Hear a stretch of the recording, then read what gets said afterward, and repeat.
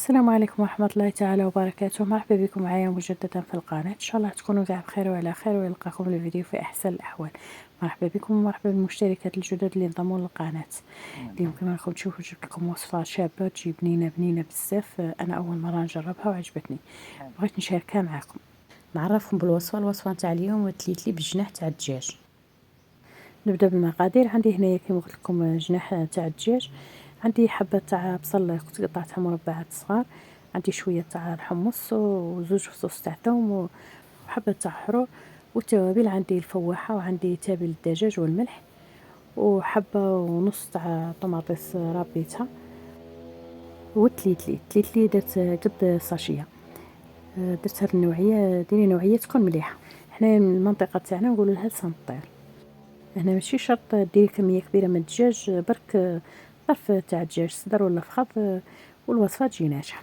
ندير هنايا شويه تاع الزيت وندير شويه تاع السمن مغرف ماشي عامره، نزيد عليهم الحبه تاع البصل اللي قطعتها مربعات صغار ولا ترابيها، نقليها شويه قد ما تذبال ونزيد عليها الجناح تاع الدجاج، نزيد تاني هما نقليهم مع البصل. هنا قد ما قليتي تجي الماكله تاعك بنينه.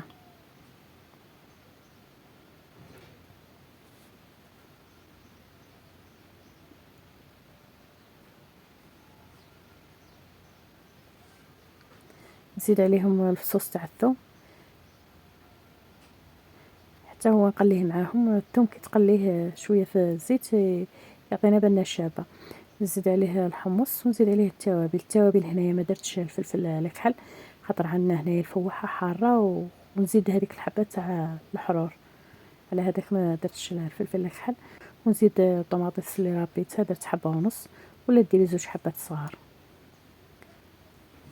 نزيد نقلي. هنا قلت لك قد ما تقلي قد ما الماكله تجي بنينه.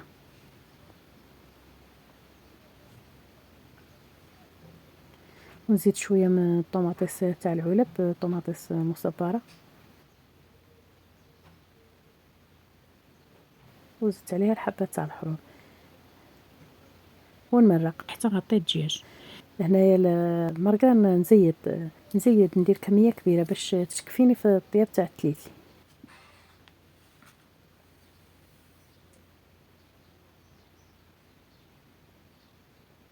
جبت المقله درتها هنايا على النار تكون خفيفه، تكون متوسطه، ونزيد عليها التليتلي نقليه ناشف. ما نديرهش السمن انا نديرها في الاخير. كاين اللي يبغوا يقلوه في السمن ولا الزبده، انا السمن نديرها في الاخير. نقليه كيما هكا حتى نشوف الحبات بداو يحماروا. اذا كان عندكم الدجاج كونجلي ولا بيومين من قبل، ديروا هنايا مكعب دجاج جامبو، حبه تاع جامبو باش تزيدكم البنه، خاطر الدجاج كي نكونجلوه ينقص في البنه ماشي كيما منين يكون جديد. على هذاك قلت لكم زيدوا حبه تاع جامبو. زدت عليها المغرف تاع السمن باش ما يقعدش يتلاصق في بعضهم ويتعجن. نزيد نخلط مليح حتى يتخلفوا لي كاع الحبات بالسمن. كليت لي انايا درت ساشيه كامله، وهنايا ماذا بيك ديري نوعيه مليحه.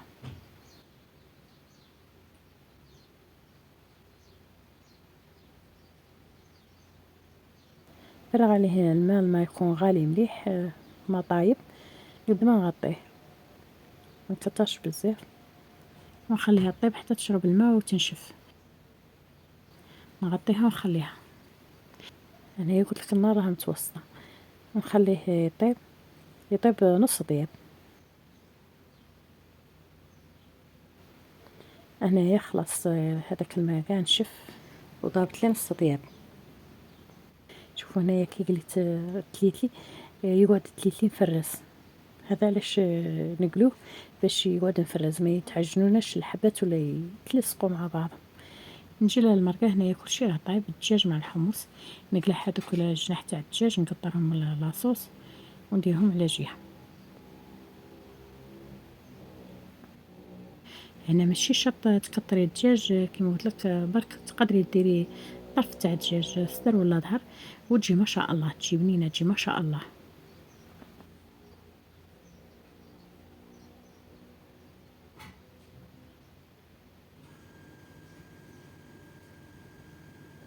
نجيب لاصوص نفرخها التليتلي باش نكمل الطياب، نفرخها كاع ونخليها طيب. هني نخليها تكمل الطياب تاعها، قلت لكم طابت لي نص طياب وتكمل الطياب مع هاد لاصوص. نديرها على نار تكون خفيفه ونخليها طيب مره نحركها باش ما تلصقش من التحت.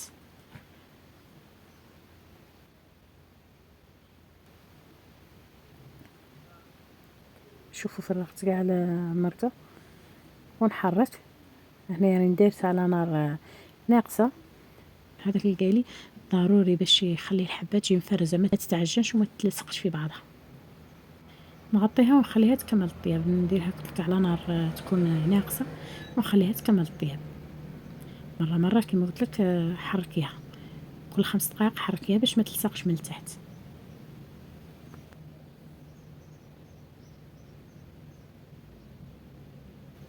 كما قلت لكم مره ونحرك باش ما يلصقش من التحت. هنايا خلاص نطفي النار ونخليه يشرب. نطفي عليها النار ونغطيها ونخليها تزيد تشرب هذيك لاصوص اللي بقات. وجبت المقله درت فيها شويه زيت وشويه تاع سمن ونحمر هذوك الجناح تاع الدجاج باش يعطوني شكل شبه في التليتلي ويجوا مجمرين. ونتلاقى معكم في صحن التقديم.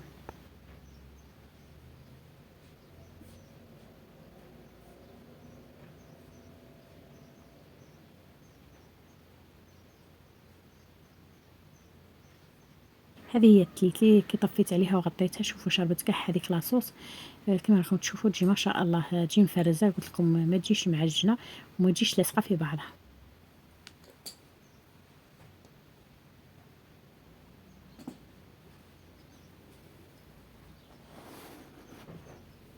نزيد نجيب الجناح اللي حمرتهم في المقله كما راكم تشوفوا يعطوني هذاك اللون الشباب. ونزيد نزينها بالحمص وزدت زينتها بالبيض. تليتلي يتوالم مع البيض الفايض. وكان هذا هو الفيديو تاع نهار اليوم او الوصفه تاع نهار اليوم. تليتلي كيما قلت لكم بجناح تاع الدجاج. طبق يجي ما شاء الله. انا اول مره قلت لكم نجربه وعجبني بزاف. ان شاء الله تاني نتوما اللي ما جربوش يجربوه ينال اعجابهم. كان هذا هو الفيديو تاع نهار اليوم او الوصفه تاع نهار اليوم. ان شاء الله تنال اعجابكم. برك ما تنسونيش اخواتي بالدعم والاشتراك وتفعيل الجرس باش يوصلكم كل جديد. دمتم في رعايه الله وحفظه، والى الملتقى مع فيديوهات او وصفات اخرى ان شاء الله.